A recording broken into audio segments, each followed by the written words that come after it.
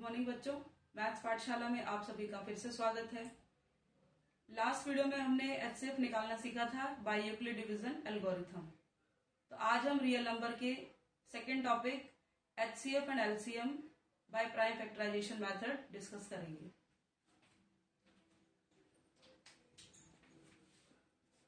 HCF and LCM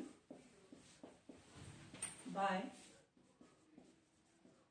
prime factorisation.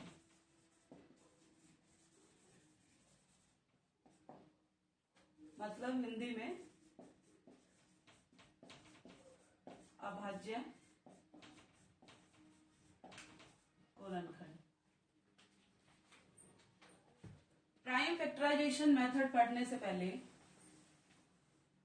हमें कुछ numbers का पता होना चाहिए। प्राइम फैक्टराइजेशन मेथड में हम दो तरह के नंबर पढ़ते हैं। एक तो मैंने लिख ही दिया है आपके सामने, एक हमारा आ गया प्राइम, और सेकेंड टॉपिक हमारा सेकेंड नंबर सिस्टम में जो टॉपिक आता है वो होता है कंपोजिट। ठीक है, अब प्राइम नंबर कौन से होते हैं? प्राइम नंबर्स वो होते हैं जिसका खुद का एक फैक्टर होता है, यानी कि जो 1 से डिवाइड होंगे और खुद से डिवाइड होते हैं, वो प्राइम नंबर्स होते हैं। ठीक है, अब कंपोजिट नंबर्स कौन से नंबर्स होते हैं? इन नंबर्स के दो से ज्यादा फैक्टर होंगे, यानी कि एक भी होगा, खुद भी होगा और भी फैक्टर्स होंगे। मान लीजिए मैं आपको 12 नंबर लिखती हूँ। 12 नंबर के फैक्टर देखते हैं कौन कौन से होंगे। एक तो 1 होगा, एक 2 होगा, एक 3 होगा और एक 6 होगा और एक 12 खुद होगा। तो ये इसके फैक्टर हो गए। इसका मतलब 12 के एक से ज्यादा फैक्टर्स हैं, इसलिए नंबर मेरा क्या है? कंपोजिट नंबर है। अब बात आती है, ये तो था प्राइम फैक्टराइजेशन के लिए हमें जो दो नंबर्स की जरूरत पड़ेगी, एक है प्राइम और एक है कंपोजिट। और इसके लिए एक और इम्पॉर्टेंट बात, जो पूरा नंबर सिस्टम है हमारा, जिसमें सभी टाइप्स के नंबर्स, ये हम डिस्कस कर चुके हैं अपनी फर्स्ट वीडियो में रियल नंबर्स की नंबर सिस्टम, जिसका लिंक डिस्क्रिप्शन बॉक्स में भी शेयर किया गया है। ठीक है, अब हम बात करते हैं प्राइम फैक्टराइजेशन मेथड सीखने से पहले एक थ्योरम बोली जाती है। जैसे हमारी फर्स्ट थ्योरम थी यूक्लिड डिवीजन एल्गोरिथम, ऐसे ही प्राइम फैक्टराइजेशन मेथड के लिए भी हम एक थ्योरम पे काम करते हैं। वो थ्योरम है हमारी fundamental theorem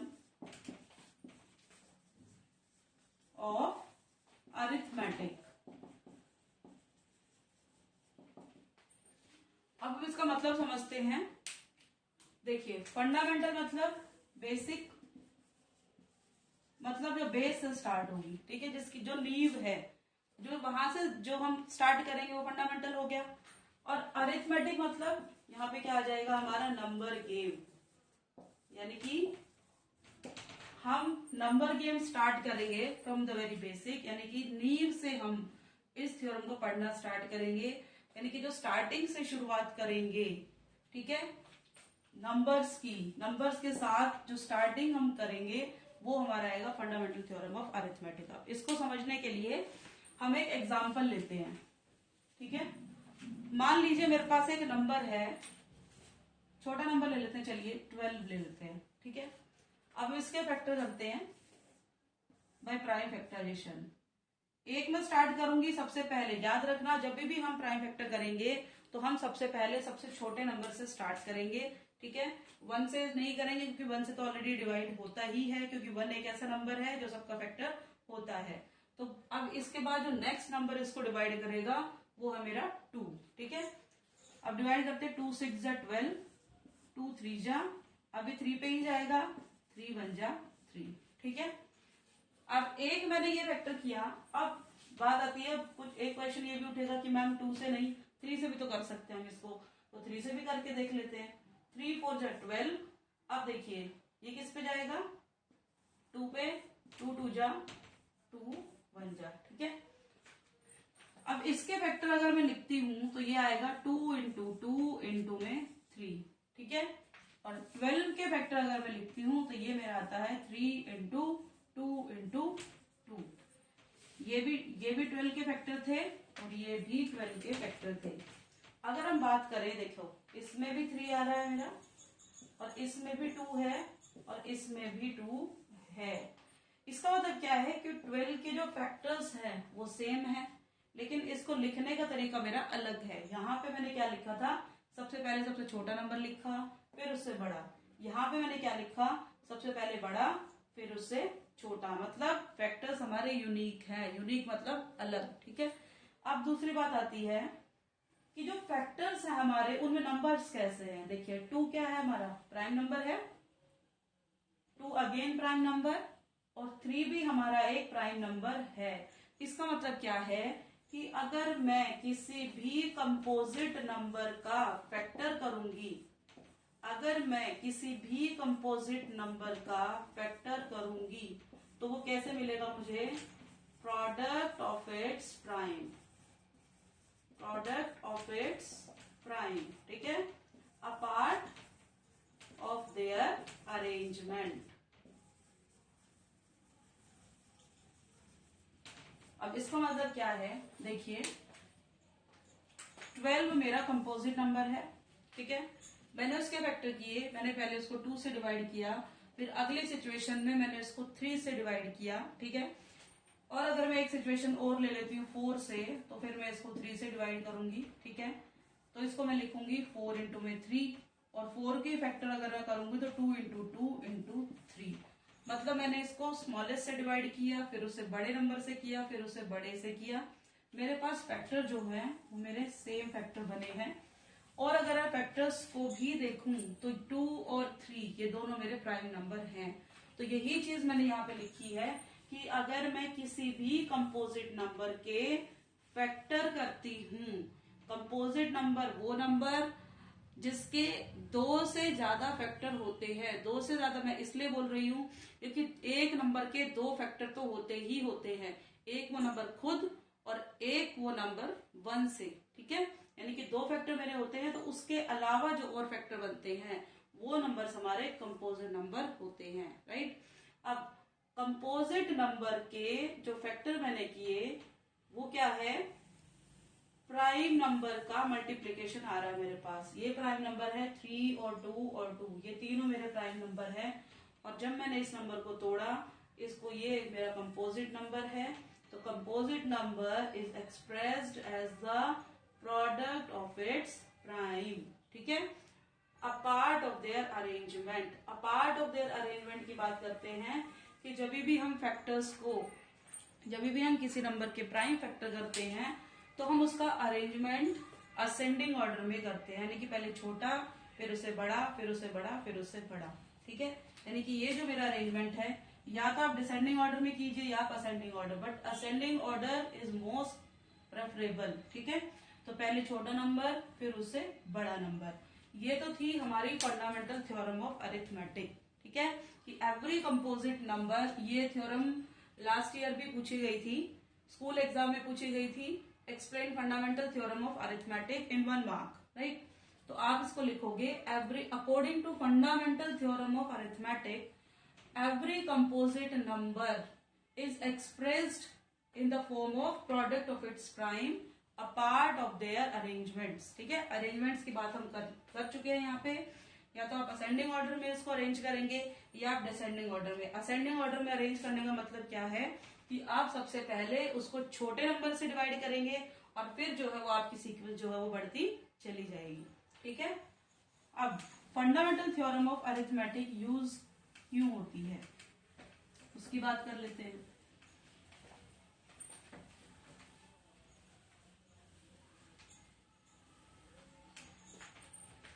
fundamental theorem of arithmetic को हम यूज करते हैं for finding HCF and LCM, right. HCF हमने पढ़ा था, highest common factor,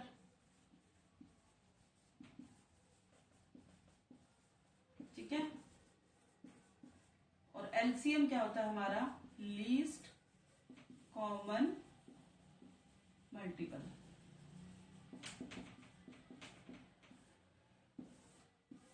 highest common factor में हमने बात की थी कि जो सबसे बड़ा नंबर होगा और जो दोनों में कॉमन होगा वो हाईएस्ट होगा, और लीस्ट कॉमन मल्टीपल मतलब जो कम होगा, ठीक है। अब इसको देखते हैं कि फंडामेंटल थ्योरम से हम HCF और LCM कैसे निकालेंगे। दो नंबर हम ले लेते हैं, एक हम ले लेते हैं 12 और एक हम ले लेते हैं 15। ठीक है, मुझे यहां से निकालना है HCF और दूसरा मुझे निकालना है LCM, right, by prime factorization. ठीक है, अब 12 के अगर मैं फैक्टर करती हूं तो एक तो आएगा 3 और एक आएगा 4। ठीक है, और 2 और ये 2, राइट। इसको इस तरह से कर लेते हैं, 2 6 जा 12, 2 3 जा 6। तो फैक्टर यही हुए 3 इंटू 2 इंटू 2। तो 12 मेरे पास आ गया 3 इंटू 2 इंटू 2। ये तो थे मेरे 12 के फैक्टर्स। ठीक है, अब हम निकालते हैं 15 के। 15 को अगर मैं डिस्ट्रीब्यूट करूंगी, और ये जो मैंने लिखा है ये फैक्टर ट्री है, ये ट्री क्यों है देखो, 12 3 4 और 4 फिर फर्दर डिवाइड हो गया, मतलब ये तो क्या होगी, रूट हो गई, और फिर ये क्या हो रही है, डिवाइड हो रही है in the form of its branches, इसलिए हम इसको बोलते हैं फैक्टर ट्री। ठीक है, ये हमारी रूट है। ठीक है, और इसकी ये ब्रांचेस देखो फिर बनती जा रही है, 3 4 के फिर फर्दर फैक्टर मैंने कर दिए 2 2, इसलिए इस मेथड का नाम हम बोलते हैं फैक्टर ट्री। ठीक है, और ये वाला जो मेथड है ये है मेरा प्राइम फैक्टराइजेशन मेथड। ठीक है, 15 के अगर हम फैक्टर करेंगे तो ये आएगा 3 और 5, यानी कि 15 आ गया मेरे पास 3 इंटू 5। ठीक है, और इसी के नीचे मैं 12 के लिख देती हूं। अब इसको अरेंज करें, 2 इंटू 2 इंटू 3। अरेंज किस लिए किया है, क्योंकि सबसे पहले हमें छोटा नंबर चाहिए, उसके बाद मुझे बड़ा नंबर चाहिए, इसलिए इसको अरेंज किया है according to fundamental theorem of arithmetic. अब HCF और LCM की बात करते हैं। HCF हमने बोला हाईएस्ट कॉमन फैक्टर। ठीक है, अब हाईएस्ट कॉमन फैक्टर क्या है, देखो मेरे पास यहाँ पे 2 2 3 है और यहाँ पे मेरे पास 3 और 5 है। कॉमन कौन सा है, इसमें 3 है और इसमें भी 3 है, दोनों में कॉमन मेरे पास क्या मिला, 3। तो मेरा HCF कितना हो जाएगा, 3, यानी कि फॉर HCF आपको कॉमन नंबर देखना होगा। ठीक है, अब बात आती है LCM की, लीस्ट कॉमन मल्टीपल, यानी कि जो कॉमन नहीं होगा वो मेरा LCM में जाएगा। ठीक है, अब यहां से मेरे को क्या लेना है, 5, क्योंकि कॉमन नहीं है। अब उसके बाद 2 और 2, अब ये 3 जो है ये दोनों में कॉमन था, तो मैं इसको एक बार काउंट करूंगी इंटू 3। तो 5 टू 10, 10 टू 20, 23 जा 60। ये आ गया मेरा LCM, right. Least common multiple मतलब जो नंबर बहुत ही कम कॉमन होगा वो मेरे नंबर सारे जाएंगे LCM में, और जो नंबर मुझे कॉमन मिला मैं उसको एक ही बार लिखूंगी LCM में। ठीक है,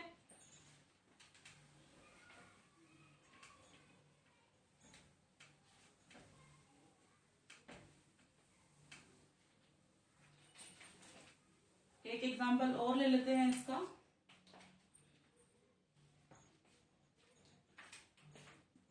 एक हम लेते हैं 100 और एक हम ले लेते हैं 200, और इसका LCM और HCF निकालते हैं। ठीक है, पहले 100 के फैक्टर कर लेते हैं। 100 को क्या लिखेंगे, 10 इंटू 10, राइट, और इसको मैं लिख सकती हूँ 10 स्क्वायर। ठीक है, अब 200 को ब्रेक करते हैं, 2 इंटू 10 इंटू 10, यानी कि इसको हम लिखेंगे 2 इंटू 10 का स्क्वायर। ये लिखेंगे 10 को 2 टाइम्स क्यों लिखा, क्योंकि एक पावर यहाँ है एक पावर यहाँ है, तो मैंने इसको इकट्ठा कर दिया 10 स्क्वायर। अब आती है HCF और LCM। यहां से आपको एक शॉर्ट ट्रिक भी मिलेगी, ध्यान से समझना। देखो HCF मतलब हाईएस्ट कॉमन मल्टीपल, ठीक है, और LCM मतलब मेरा जो लोवेस्ट हो गया। ठीक है, अब यहाँ पे दोनों में कॉमन क्या है, 10 स्क्वायर, तो HCF 10 स्क्वायर, और LCM क्या होगा मेरा 2 अकेला और इनटू में 10 स्क्वायर। ये मेरा LCM आ गया। ठीक है, अब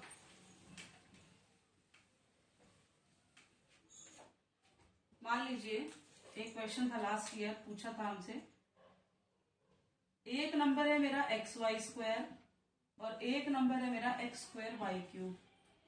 अब यहाँ पे कंफ्यूजन होता है कि यहाँ तो हम प्राइम फैक्टर भी नहीं कर सकते हैं, तो यहाँ पे हम एचसीएफ और एलसीएम कैसे निकालेंगे। सीरीज में लिखते हैं पहले एक्स वाई स्क्वायर, इसको खोलने की भी जरूरत नहीं है, ठीक है। फर्स्ट नंबर मेरा ये है और सेकेंड नंबर मेरा ये है, मुझे इसका एचसीएफ निकालना है। एचसीएफ निकालना है, कैसे करेंगे। लोवेस्ट पावर एक्स की कौन सी है, लोवेस्ट पावर यही है, तो इसको एज इट इज उतार दो, ठीक है। अब इन दोनों में से लोवेस्ट पावर कौन सी है 2, तो मतलब वाई स्क्वायर डायरेक्ट आ गया। मतलब यहां से एक शॉर्ट ट्रिक क्या निकली, जो लोवेस्ट पावर होगी वो हम एचसीएफ में लेते हैं और जो हाईएस्ट पावर होगी वो हम एलसीएम में लेते हैं, ठीक है। अब पहले एक्स और एक्स स्क्वायर में से चेक किया मैंने, तो लोवेस्ट मेरी पावर यही थी, तो मैंने इसको एज इट इज लिख दिया। अब वाई स्क्वायर और वाई क्यूब में चेक किया, लोवेस्ट पावर मेरी वाई स्क्वायर थी, तो मैंने यहाँ पे वाई स्क्वायर लिख दिया।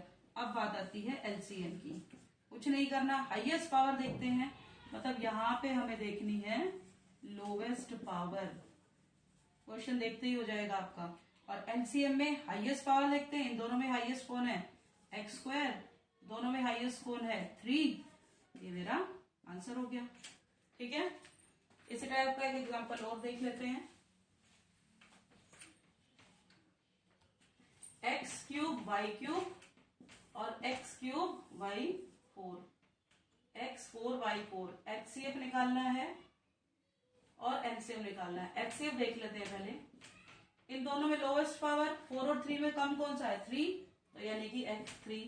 इन दोनों में कम कौन है 3, यानी कि y3, ठीक है। अब एलसीएम, ज्यादा x4 और इसमें ज्यादा y4, तो ये डायरेक्ट आंसर आ गया हमारे पास एचसीएफ और एलसीएम का, ठीक है। ये हमारी फंडामेंटल थ्योरम, ये नॉर्मल क्वेश्चंस मैंने आपको कराए थे जो लास्ट ईयर पूछे गए थे सीबीएसई में, 1 मार्क का क्वेश्चन आपसे ही पूछा गया था, find the HCF and LCM. हाँ, एक क्वेश्चन और है, find the HCF, find the HCF of lowest prime number and smallest composite number. अब लोवेस्ट प्राइम नंबर, सबसे छोटा प्राइम नंबर कौन सा होता है, स्मॉलेस्ट प्राइम नंबर कौन सा होता है 2, और कंपोजिट नंबर सबसे छोटा 4 होता है, ठीक है।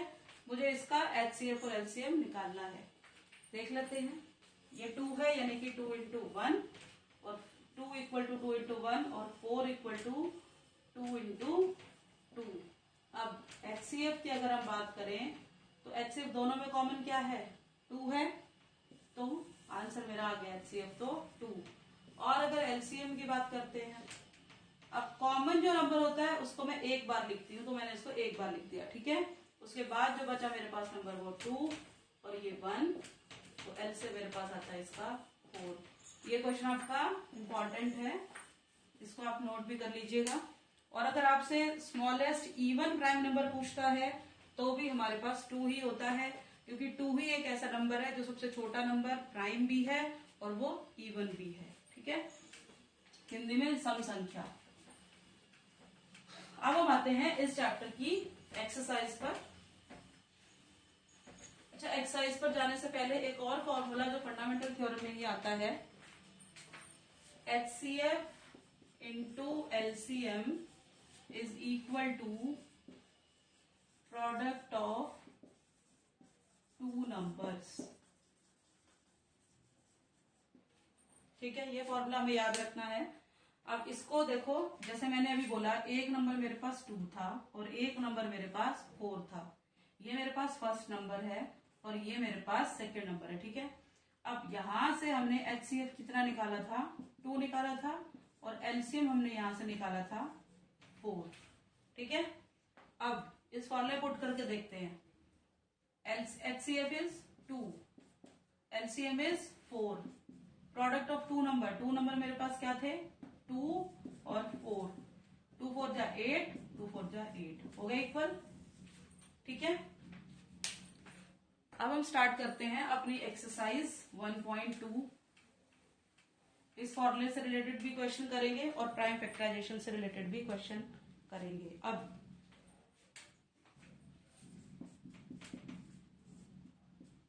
एक्सरसाइज 1.2 फर्स्ट क्वेश्चन आपका है एक्सप्रेस, कुछ नंबर्स आपको दे रखे हैं उसको हमें प्राइम फैक्टर के रूप में लिखना है। Express I think 140 as prime factorisation method, as prime factor. ठीक है, 140 को हमें प्राइम फैक्टराइजेशन करना है, तो हम इसको लिखते हैं 140। अब देखो मैंने 2 से स्टार्ट किया है इसको। ठीक है, अब कुछ बच्चे इसको 5 से भी कर सकते हैं, कुछ इसको 7 से भी कर सकते हैं, लेकिन जो हमारा फंडामेंटल रूल बोलता है वो बोलता है कि हमें बेस से स्टार्ट करना है। ठीक है, और बेस मतलब हमें 2 से स्टार्ट करना होगा कि 1 से तो ऑलरेडी डिवाइडेड है, और इसलिए हमने इसको यहाँ पे 2 से स्टार्ट किया है, क्योंकि यही हमारा फंडामेंटल रूल है। तो आप इसको याद रखें कि किसी भी नंबर को अगर हमें प्राइम फैक्टराइजेशन मेथड से करना है तो हम स्मॉलेस्ट टू लार्जेस्ट चलेंगे। ठीक है, 2 7 जा 14, 2 3 जा और 2 5 जा, अब ये किस पे जाएगा 5 पे जाएगा, 5 7 जा 7 और ये 1। अब 140 को इसको लिखना कैसे है, अब आपने इसको फैक्टराइजेशन कर दिया है, अब इसको लिखते हैं 140 इज इक्वल टू 2, ये 2 उठाओ, इंटू 2 इंटू 5 इंटू 7, ये हो गया हमारा 140 as a product of its prime factor. इसका एक सब चाहो तो आप और भी कर सकते हो। अब देखो 2 कितनी बार है, 2 बार है, तो 2 की पावर 2 इंटू 5 इंटू में 7, ये मुझे मिल गया 140 as a product of its prime factor. अगर आपको पेपर में क्वेश्चन पूछा जाता है तो सबसे पहले आप ये करेंगे, फैक्टर ट्री बनाएंगे, उसके बाद आप इसको इस तरीके से लिखेंगे। ठीक है, तभी आपको फुल मार्क्स मिल पाएंगे इसमें।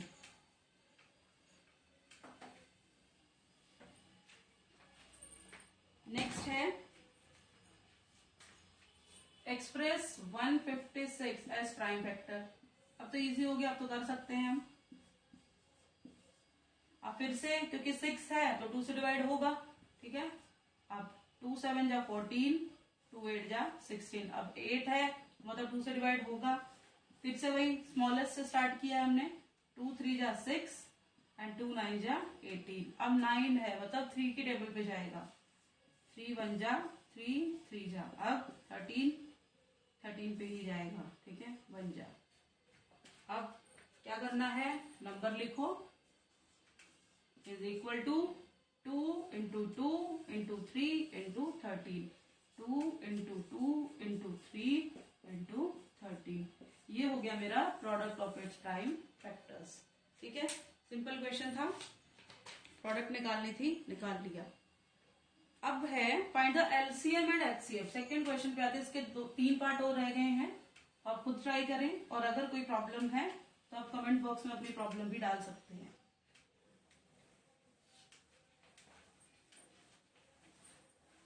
अब सेकंड क्वेश्चन इंपॉर्टेंट है आपका, find the LCM and HCF of the pair of integers. अब आपको 2 नंबर दे दिए हैं, हमें उसका एचसीएफ और एलसीएम दोनों चीजें निकालनी है। ठीक है, अब हम सबसे छोटा नंबर ले लेते हैं 26 एंड 91। ठीक है, अब पहले 26 के पेयर करते हैं, 26 और यहां पे हम इसको लिख देते हैं 91। अब 6 2 से जाएगा, 2 1 जा 2 3 जा, ये 13 से होगा, 13 1 जा, क्योंकि 13 क्या है प्राइम नंबर है, और अगर आप देखोगे तो यहाँ पे देखो 26 कंपोजिट नंबर है हमारा, राइट, और इसके फैक्टर्स जो हो रहे हैं हमारे पास 2 भी प्राइम है, अभाज्य संख्या है, और 13 भी प्राइम है। तो यही हमने बोला था कि जो कंपोजिट नंबर है उसको हम किस में डिवाइड कर सकते हैं, as a product of its prime. तो यहाँ पे 26 को हम लिख देते हैं 2 इंटू 13। ठीक है, अब 91 पे आते हैं। 91 किससे डिवाइड होगा? 2 से नहीं होगा क्योंकि वन हैंड में, 3 से नहीं होगा, 4 से भी नहीं होगा, 5 में 0 या 5 आना चाहिए, 6 से भी नहीं होगा, 7 से, 7 में हो सकता है। 7 1 जा 7, 7 3 जा 21। अब फिर से किस पे जा रहा है? 13 पे, तो ये 1। ठीक है, अब लिखने का तरीका क्या है? इसके फैक्टर इसके नीचे लिखते हैं। 91 इज इक्वल टू 7 इंटू 13।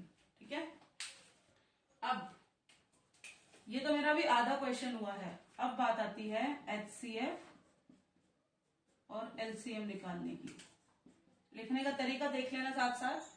पहले इसके फैक्टर करे हमने, फिर नेक्स्ट के फैक्टर किए, फिर इन दोनों को इकट्ठा लिखा। ठीक है, 26 के ये फैक्टर हो गए और 91 के ये हो गए। अब HCF निकालना मतलब दोनों में हाईएस्ट कॉमन मल्टीपल। अब देखो हाईएस्ट कौन सा? 13 है, इससे भी 13 है, 2 छोटा है, 7 छोटा है, बड़ा कौन सा? 13, और कॉमन भी है, तो मेरे पास HCF कितना आ गया? 13। ठीक है, अब LCM पे आते हैं। LCM में क्या होता है? Least common multiple. Least common मतलब जो दोनों में कॉमन नहीं होगा, मतलब 2 और 7, और एक मेरा कॉमन कितना गया था? 13। ठीक है, 13 मेरा HCF था और कॉमन भी था, इसे मैंने यहां लिख दिया इसको।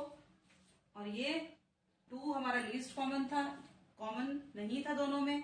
7 भी दोनों में कॉमन नहीं था, तो इन दोनों की मल्टीप्लाई करके हमारे पास आएगा 182। यानी कि LCM मेरे पास आ गया 182 और HCF मेरे पास आ गया 13। यानी कि दोनों में जो कॉमन नंबर होगा और हाईएस्ट होगा वो HCF में जाएगा, और जो कॉमन नहीं होगा वो मेरा LCM में जाएगा। ठीक है,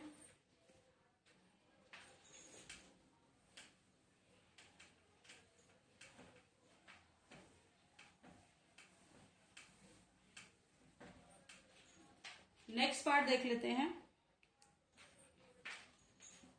510 एंड 92। सबसे पहले इन दोनों के प्राइम फैक्टर। ठीक है, फर्स्ट स्टेप हमारा होगा प्राइम फैक्टर।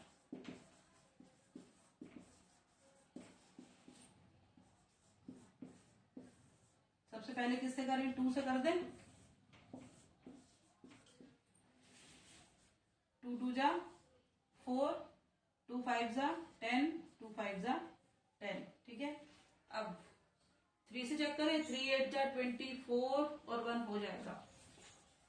3 8 जा 24 और 3 5 जा 15। अब ये किससे होगा? 3 से तो नहीं होगा। अब हम इसको देखते हैं 5 से। 5 1 जा 5, 5 7 जा 35। अब 17 प्राइम है तो ये खुद से ही होगा, इसीलिए आपको सबसे पहले प्राइम नंबर एक्सप्लेन किया था, क्योंकि बीच बीच में आपको ये नंबर्स मिलते रहेंगे। 17 प्राइम है, अपने ही टेबल में आएगा, तो मतलब सीधा 17 से ये आ गया 1। अब इसको लिखते हैं 510 is equal to 2 into 3 into 5 into 17। ठीक है, अब 92 पे आते हैं। 92 2 से होगा क्योंकि 2 है लास्ट में। 2 4 जा 8, 2 6 जा 12। अब 2 2 जा 2 3 जा, देखो 23 अगेन प्राइम नंबर, तो ये सिर्फ अपने से ही होगा 1। तो यहां पे हम नीचे इसको लिखेंगे 92 is equal to 2 into 2 into 23। अब इसका HCF और LCM देख लेते हैं।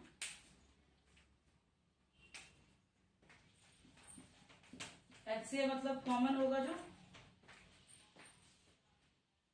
कॉमन कितना है हमारे पास? सिर्फ 2 कॉमन है, तो HCF मेरे पास आ गया इसका 2। और LCM कितना हो जाएगा? कॉमन था तो 2 1 टाइम हो जाएगा, into 3 into 5।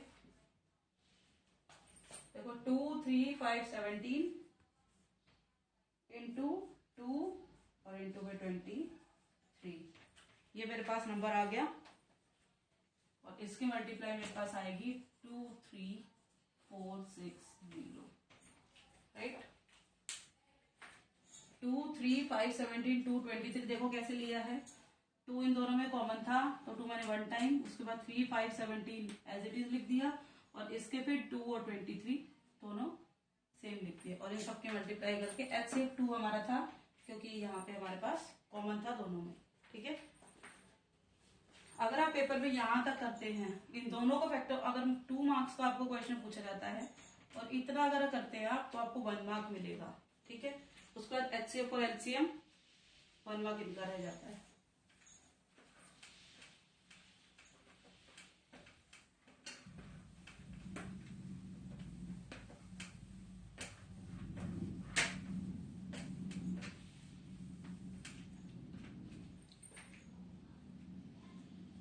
Find the HCF, third question.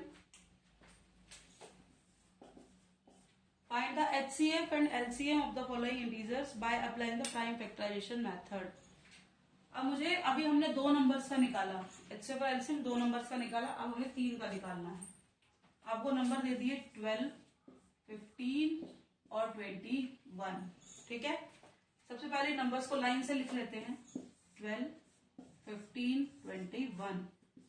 12 मतलब 2 इंटू 2 इंटू 3, ये फैक्टर होंगे। 15 मतलब 3 5 जा 15, राइट। 21 मतलब 3 7 जा 21। जो काम 2 नंबर्स के लिए किया था वही काम हमें 3 नंबर्स के लिए करना है। अब HCF निकालना है, तो मतलब जो तीनों में कॉमन होगा। अब तीनों में कॉमन देखते हैं, 2 2 कहीं 2 नहीं है तो 2 तो कॉमन नहीं है। 3 3 3 और ये 3, यानी कि मेरा HCF तो आ गया 3, ठीक है। अब बात आती है LCM की। LCM मतलब जो कॉमन नहीं था पहले उनको लिखते हैं, जो नंबर्स हमारे बच गए पहले उनको लिखते हैं। 2 इंटू 2 इंटू 5 इंटू 7, यहाँ से 2 इंटू 2, उसके बाद 5, उसके बाद 7, और लास्ट में जो मेरा नंबर था 3। अब हम इन सबको लिख देंगे तो मेरे पास ये LCM आ जाएगा, ठीक है। तो अगर 3 नंबर्स का आपको पूछा जाए या 4 नंबर्स का भी पूछा जाए तो आपका मेथड सेम रहेगा 4 नंबर्स के लिए भी। अगर इसमें एक नंबर और हम ऐड कर देते तो मेरा मेथड सेम रहता। HCF मतलब जो चारों में नंबर कॉमन मिलता मुझे वो मेरा HCF हो जाता, और LCM में जो नंबर मेरे बच गए और इनटू में दैट कॉमन नंबर, वो मेरा LCM हो जाएगा, ठीक है। अब इसके बाकी पार्ट्स आप ट्राई करें, सेम मेथड फॉलो करना है आपको। सबसे पहले इसके प्राइम फैक्टर करो, उसके बाद उनमें कॉमन लो, वो हमारा HCF, और जो कॉमन नहीं आएगा वो हमारा LCM। Next question, given that HCF of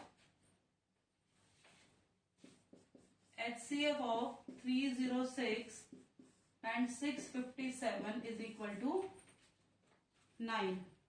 Find LCM of this number. हमें LCM निकालना है। एक फॉर्मूला हमने अभी अभी पढ़ा था कि HCF into LCM is equal to first number into second number, ठीक है। अब सबसे पहले इस स्टेटमेंट को देख लेते हैं क्या है ये। सबसे पहला काम हमें करना क्या होगा, सबसे पहले हमें वो चीजें लिखनी होंगी जो हमें फॉर्मूले में दे रखी है, ठीक है। अब HCF ऑफ फर्स्ट नंबर और ये सेकंड नंबर, ये फर्स्ट नंबर दे रखा है मुझे और ये सेकंड नंबर दिया हुआ है मुझे, ठीक है। यानी कि मैं इसको लिखती हूं first number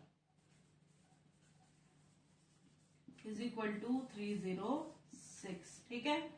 second number, important है ये क्वेश्चन, ध्यान से पढ़ना।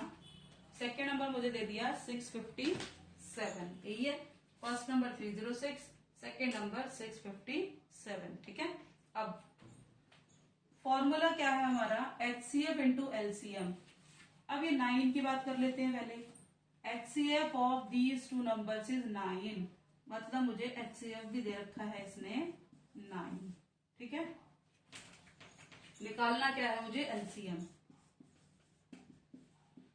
तो सबसे पहले हम अपने क्वेश्चन को इस तरीके से फ्रेम करेंगे कि हमें ये पता लग जाए कि हमें क्या क्या दे रखा है और क्या हमें निकालना है। तो मैंने पहले वो चीजें लिख दी जो हमें दे रखी थी। फर्स्ट नंबर मुझे दे रखा था 306। अच्छा, पेपर में वो नहीं बोलेगा आपको कि ये फर्स्ट नंबर है, सेकेंड नंबर है, वो इसी टाइप से आपको पूछता है कि HCF ऑफ 306 एंड 650, यहाँ पे कोई और नंबर आ जाएगा, ठीक है, इज इतना, देन फाइंड LCM, ठीक है। अब बस हमें खुद समझना पड़ेगा कि जो नंबर वो दे रहा है ब्रैकेट के अंदर, जो नंबर वो ब्रैकेट के अंदर लिखेगा वो हमारा फर्स्ट और सेकेंड नंबर होगा, ठीक है। और यहाँ पे जो चीज लिखेगा वो या तो ये दे देगा, HCF दे देगा, या वो LCM दे देगा, लेकिन ब्रैकेट के अंदर हमारे पास वो दो नंबर ही देगा हमेशा, ठीक है। अब LCM मुझे निकालना है। अब हम इस यहाँ पे फॉर्मूला, इससे अगला स्टेप क्या होगा, हम फॉर्मूला लिखते हैं। HCF into LCM is equal to first number into second number. ये क्वेश्चन के सॉल्यूशन के साथ साथ मैं आपको ये भी बता रही हूं कि आपको पेपर में अगर ये क्वेश्चन पूछा जाता है तो आप उसको कैसे अटेम्प्ट करेंगे, ठीक है। तो ध्यान से स्टेप बाय स्टेप आप देखते रहिए। सबसे पहले हमने अपनी प्रॉब्लम को फ्रेम किया है कि हमें क्या दे रखा है और हमें क्या निकालना है। सेकेंड स्टेप में हमने फॉर्मूला लिखा HCF into LCM is equal to first number into second number, ठीक है। अच्छा, एक बात और, बोला जाता है कि अगर आप फॉर्मूला लिख देते हैं तो आपको 1 मार्क मिलता है, लेकिन ऐसा नहीं होता है।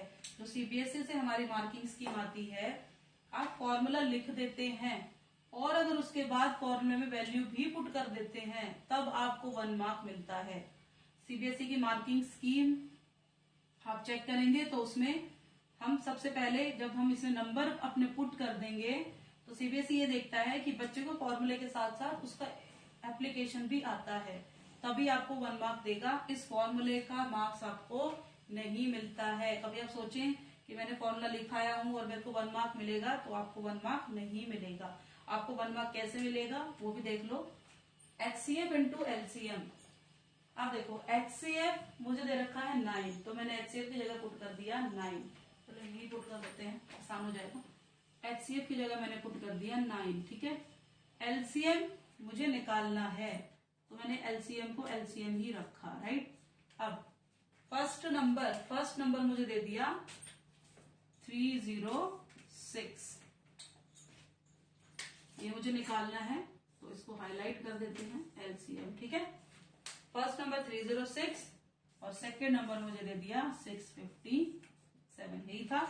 अब अगर आप इस क्वेश्चन को यहां तक पहुंचा देते हैं तो आपको 1 मार्क मिलेगा।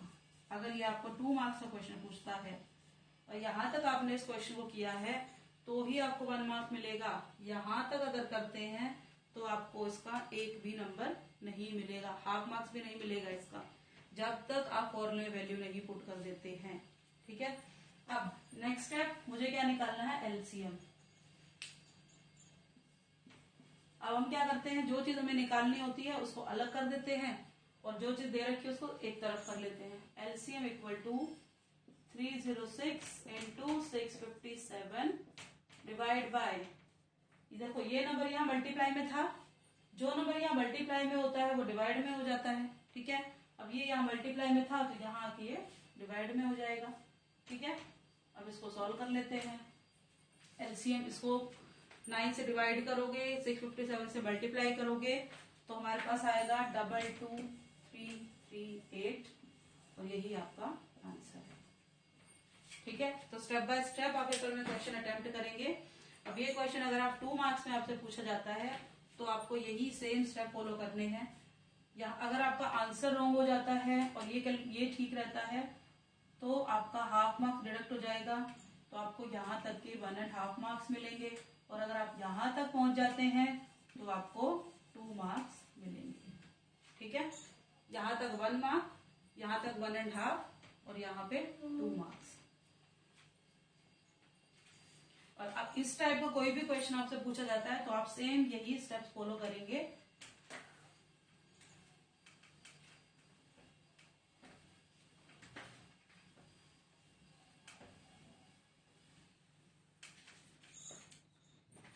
अब next question, check whether 6 raised for n can end with the digit 0। 6 raise to the power n, ठीक है। 6 raise power n can end with the digit 0 और एनी नेचुरल नंबर n, ठीक है। देखो अगर 6 रेज पावर n 0 से and करेगा, ठीक है, 6 रेज पावर n अगर 0 से एंड करेगा, इसका मतलब क्या है कि इट इज डिविजिबल बाय 5, ठीक है। मतलब 5 से डिवाइड होना पड़ेगा उसको, ठीक है ना। ये कंडीशन है मेरी कि अगर कोई नंबर 0 से एंड कर रहा है तो वो 5 से डिविजिबल होगा, राइट। अब मैं 6 को देख लेती हूँ, 6 के फैक्टर कर लेते हैं पहले। क्या होगा, 2 और 3। इसका मतलब जब मैं 6 को डिवाइड कर रही हूँ, इसके फैक्टर बनाती हूँ, तो मुझे जो नंबर मिलता है वो 2 और 3 मिलता है, ठीक है। अब 2 और 3, लेकिन मुझे चाहिए 5, यानी कि 5 के मल्टीपल चाहिए, लेकिन यहाँ पे मुझे मिला 2 और 3, ठीक है। इट मीन्स मुझे 5 तो मिला नहीं। इसका मतलब क्या है कि जो स्टेटमेंट आपको दे रखी है कि 6 रेज पावर n 0 से एंड करेगा, वो आपकी रॉन्ग है। तो ये स्टेटमेंट हमारी फॉल्स है। उसे बोला चेक वेदर, तो आप इस तरीके से इसको चेक कर सकते हैं। आप इसको लिखेंगे 6 raise power n ends with 0 when it is divisible by 5, but 6 के जो फैक्टर्स हम कर रहे हैं वो है 2 और 3। इट मीन्स 5 मुझे नहीं मिला है यहाँ पे। इसका मतलब जो स्टेटमेंट मुझे दे रखी है वो हमारी रॉन्ग है, राइट। अब इसको चेक भी कर सकते हैं। देखो 6 रेज पावर n मुझे दे रखा है, ठीक है। अब मैं n को वैल्यू 1 दे देती हूँ, तो 6 की पावर 1 6 आ गया। अब n को नंबर 2 दे देते हैं, 6 रेज पावर 2 मतलब 6 इंटू 6 मतलब 36, ठीक है। 6 की पावर 3 यानी कि 6 इंटू 6 इंटू 6। अब जब भी हम देखेंगे 216 आएगा। देखो जब भी मेरी पावर बढ़ रही है, यानी कि वैल्यू बढ़ रही है, तो मेरे को लास्ट डिजिट क्या मिल रही है, 6 मिलती है, ठीक है। लेकिन इसने पूछा कि एंड विद 0, मतलब क्या है कि अगर मैं 6 की कोई भी पावर कर देती हूँ तो मुझे कभी भी 0 नहीं मिलेगा, मुझे हमेशा 6 ही मिलेगा, ठीक है। तो अगर मुझे किसी भी नंबर की पावर 0 चाहिए है, इट मीन्स वो 5 का मल्टीपल होना जरूरी है, ठीक है। ये आपका जनरलाइजेशन है, यहां से आपको ये और भी क्लियर हो जाएगा, क्योंकि अगर लास्ट डिजिट की हम बात करते हैं तो वो हमेशा 6 ही आती है और मुझे चाहिए 5 का मल्टीपल, ठीक है। तो इसलिए आपकी स्टेटमेंट रॉन्ग है।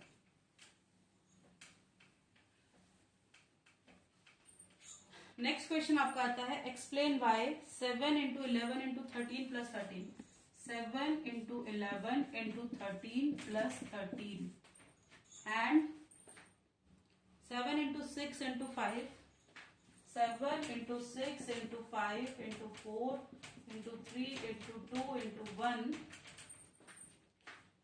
7 6 5 4 3 2 1, और ये मुझे मिल रहा है +5 ये चेक करना है मुझे कंपोजिट नंबर है या नहीं। अब कंपोजिट नंबर पता होना चाहिए। कंपोजिट नंबर होते क्या है, वही जिसके 2 से ज्यादा फैक्टर होंगे, ठीक है। अब देखो 13 यहाँ पे मेरे पास 7 11 13, पहले इतना पढ़ लेते हैं 13 और ये अलग से 13। अब मैं यहां से 13 कॉमन निकाल देती हूँ, अंदर बचा 7 इंटू 11 और ये +1, ठीक है। +1 क्यों बचा, क्योंकि 13 कॉमन ले लिया था, तो यहाँ पे मेरे पास 1 बचेगा। 13 इंटू 77 +1, ये आ गया मेरे पास 13 इंटू 78, ठीक है। अब ये देखो 13 इंटू 78 मेरे पास आया। हम 78 के फर्दर फैक्टर्स कर सकते हैं, क्योंकि 78 मेरा कंपोजिट नंबर है, ठीक है। अगर आप इसको चेक करोगे 2 से डिवाइड होता है ये, ठीक है। तो मतलब अगर मैं इसको देखूं 1 से भी डिवाइड हो रहा है खुद से भी, तो इसके अलावा मेरे पास 2 से भी डिवाइड हो रहा है ये। इसका मतलब 78 क्या है, मेरे कंपोजिट नंबर है इसका, और ये 13 भी इसका एक फैक्टर हो गया। It means it is a composite number, ठीक है। जिसके एक से ज्यादा मतलब 2 से ज्यादा फैक्टर्स हो रहे हैं वो मेरा कंपोजिट नंबर है। तो इसका एक तो 13 हो गया और उसके बाद 78 के और भी फैक्टर बनते हैं अपने, ठीक है। तो इसका मतलब ये कंपोजिट नंबर हो गया। सेम इसी तरीके से आप इसको भी चेक करेंगे कि ये कंपोजिट नंबर है या नहीं है। इसके भी 2 से ज्यादा फैक्टर आपको मिलेंगे, ये भी आपका कंपोजिट नंबर होगा, ठीक है। अब लास्ट क्वेश्चन इस एक्सरसाइज का, there is a circular path around a sports field, Sonia takes 18 minutes to drive one round of the field, while Ravi takes 12 minutes for the same.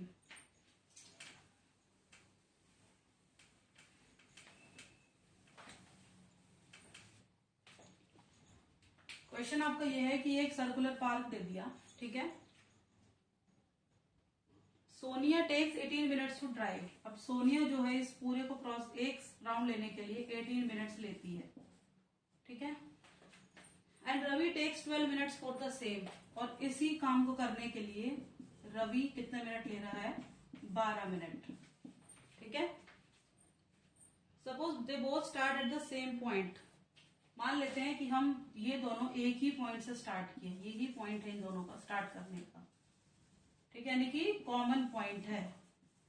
Common point मतलब common की बात हो रही है यहाँ पे। And go in the same direction, और ये सेम डायरेक्शन को यहां से स्टार्ट किया और दोनों का मैंने देखो एरो यही बनाया है।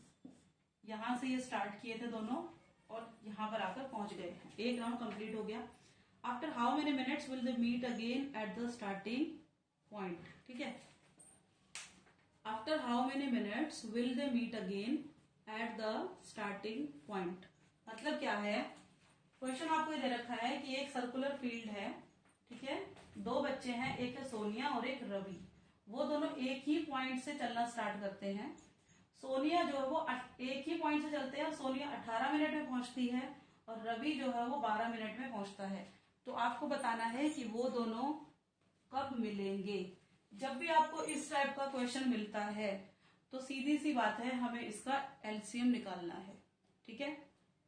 इस टाइप के क्वेश्चंस के लिए कि ये दोनों कब मिलेंगे या ये दोनों घड़ी की सुइयां कब मिलेंगी, कितने टाइम बाद मिलेंगी, तो हमें हमेशा उसके लिए एलसीएम निकालना होगा। इट मीन्स मेरे पास दो नंबर मुझे मिल गए, एक 12 और एक मेरे पास 18, ठीक है। अब फैक्टर कर लेते हैं, 2 6 जा 12, 2 3 जा ये, और इसका 2 9 जा 18, 3 3 जा ये मिल गया मेरे पास, ठीक है। अब 12 को हमने लिखा 2 इंटू 2 इंटू 3, यानी कि हो गया 2 स्क्वायर इंटू में 3, ठीक है। और इसको लिख लेते हैं 18 को 2 इंटू 3 इंटू 3, मतलब 2 इंटू 3 का स्क्वायर। अब यहां से बात आती है एचसीएफ और एलसीएम निकालना। हमें एचसीएफ तो निकालना ही नहीं है, एलसीएम क्योंकि वो दोनों कब मिलेंगे वो बताना है हमें। यहां से हमने एक शॉर्ट ट्रिक निकाली थी कि जो हाईएस्ट पावर आएगी वो एलसीएम में लेंगे हम। अब देखो इन दोनों में हाईएस्ट कौन है, ये, तो 2 का स्क्वायर। अब इन दोनों में हाईएस्ट मेरे पास 3 स्क्वायर है, तो 3 का स्क्वायर, और यही मेरे पास आंसर आ जाएगा। 2 2 जा 4, 3 3 जा 9 और 9 4 जा 36, तो मेरे पास आ गया 36 मिनट्स। ये आपकी एक्सरसाइज 1.2 यानी कि प्राइम फैक्टराइजेशन मेथड ये आपको कंप्लीट हो गया है।